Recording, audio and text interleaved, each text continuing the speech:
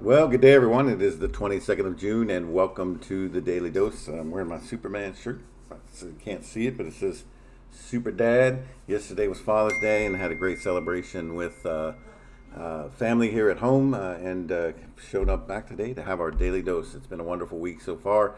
Hopefully, you are enjoying this second day of the week and this time that we can have together as well here in the middle of the day to bring us a little bit of encouragement, a little bit from God's Word, and a little bit from the Pinellas Park Church of Christ. We are in the book of Obadiah. Last week we kind of looked at the first few verses and we talked about the idea of pride and how pride is never a positive thing. Pride is always going to be something that kind of brings us low or lowers us to some point at which we find ourselves separate from God and bound for a fall or for destruction. We're going to go on today, and we're going to look past that destruction of Edom. Well, not past, actually, we're going to go kind of backwards and figure out exactly why they were lifted in their pride and why they are specifically being condemned in this case. And to do that, we have to go down to verse 10 and look at some of the things that they had as part of their past history. Why is God coming and giving Edom, which is kind of the cousin of the descendants of basically Esau, rather than the brother Jacob. And of course, we know from Jacob comes the lineage of God's people called the Jews. Why is he so upset with this lineage of Esau? Why is he wanting to destroy them and bring them low and take them down from their lofty heights and likewise give them these lessons? Well, here's why. If you go down to verse 10, and we're going to read verses 10 through 14, you figure out why. Because of the violence done to your brother Jacob, shame shall cover you, and you shall be cut off forever. On the day that you stood aloof, on the day that strangers carried off his wealth and foreigners entered his gates and cast lots for Jerusalem, you were like one of them. But do not gloat over the day of your brother in the day of his misfortune. Do not rejoice over the people of Judah in the day of their ruin. Do not boast in the day of distress. Do not enter the gate of my people in the day of their calamity. Do not gloat over his disaster in the day of his calamity. Do not loot his wealth in the day of his calamity. Do not stand at the crossroad to cut off his fugitives. Do not hand over his survivors in the day of distress. If you look back in history, what you're going to find is that, Jacob, and you can go back and we can get really specific about this, but I want to kind of keep it general. There was the descendants of Jacob were being attacked. They were being, invaded. And Edom had the power. The descendants of Esau had the power to come to their aid to stop those things from happening. Now, the descendants of Jacob, they're in the wilderness here. They're not in their land yet. They're not established. They're kind of easy pickings out here, making their way to this promised land, and the enemy comes out against them and begins to defeat them. And Edom, who is the brother, right? Who is the brother of Esau, or the brother of Jacob, I should say, stands by and does nothing. But really, the sin here is threefold. The trouble here is threefold. But in this threefold lesson, I think that we can learn some valuable lessons for ourselves today, especially as we interact, with other people, and there's difficulty, right? So let's look at this again. Because of the violence done to your brother Jacob, shame shall cover you, and you shall be cut off forever. On the day that you stood aloof, on the day that strangers carried off the wealth.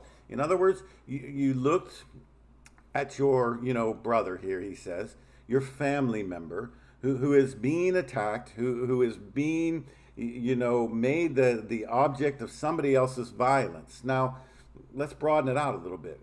Let's say that, it's not necessarily violence, but it's, backbiting, it's gossip, it's hurtful behavior of any kind What happens when we, see a brother, nonetheless, just a fellow human being who is being attacked or being made the object of somebody else's, ridicule and struggle.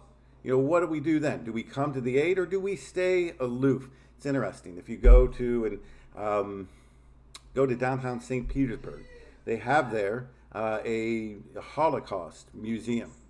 A Holocaust museum. In that Holocaust museum, one of the things that they emphasize over and over is that there, are three individuals that were involved in all of the cases of this massacre. There were those who, were those who were the victims, those who were the perpetrator of the crime, and then there were those who were bystanders, people who stood by and did nothing, even though they had the power to do it. Now, James talks about this over in the book of James. We saw that already.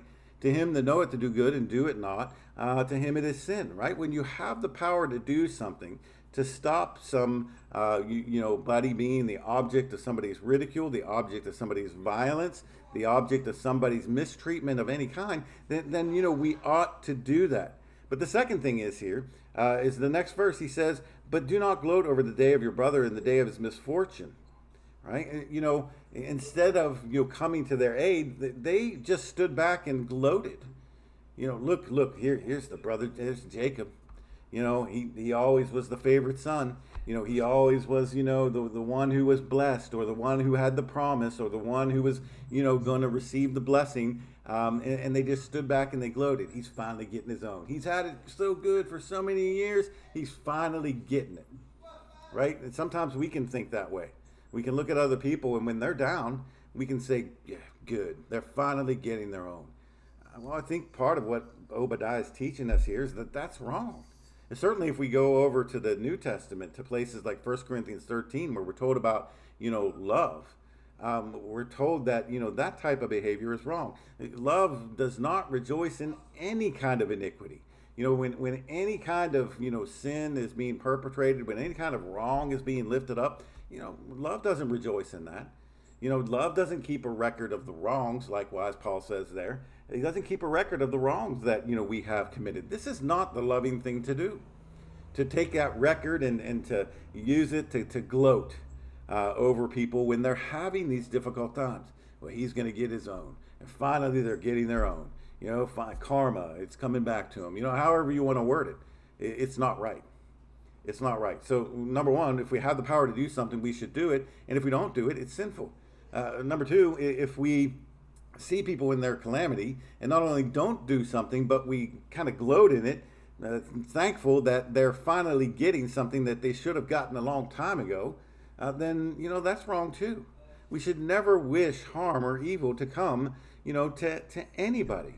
And then finally, look at verse 13. He says, do not enter the gate of my people in the day of their calamity. Do not gloat over his disaster in the day of his calamity. Do not loot his wealth in the day of his calamity. We should never take advantage of people when they're down for any gain. Right? You see that.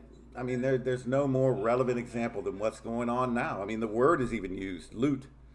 We see people, the tragic death of, George Floyd and, others. As well, people just take that as an opportunity